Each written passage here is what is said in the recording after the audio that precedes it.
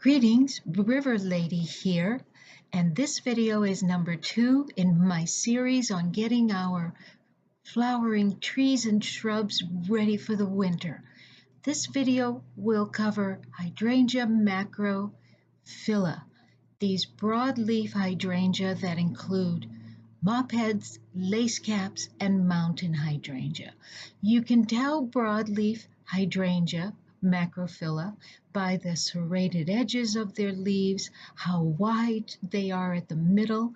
The leaves come to a point, and there's a very short leaf stem that attaches the leaf to the main stem. As I pointed out in the video on pruning, macrophylla hydrangea set their buds for the coming flowering season in the previous growing season.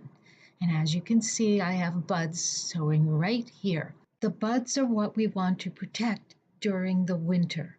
Hydrangea are deciduous. They lose their leaves during the winter season. But the stems and the buds are what need our protection.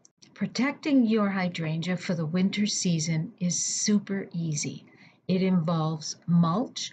I don't use leaves because they can introduce mold into the plant.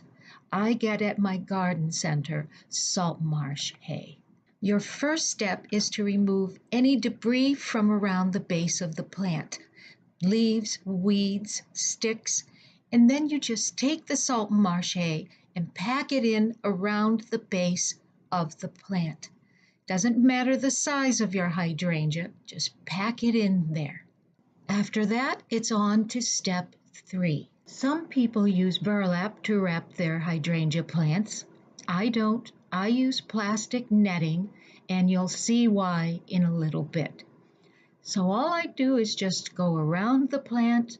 I use my garden stakes for support, and I just wrap and tuck, making sure that I have the branches facing upward. I don't secure them pushed down. Our hydrangea is wrapped, and now it's on to step 4, the placement of the salt marsh hay in and around the plant. Don't worry if you don't get every little nook and cranny filled with salt marsh hay. Anything you can do to insulate the tender buds through our crazy winters here in zones 5 and lower will help the plant. One of the reasons I like the netting over burlap is because I can add the salt marsh hay in and around my plant. And I also like this little area in the middle, this funnel, where I can add more salt marsh hay to give further protection.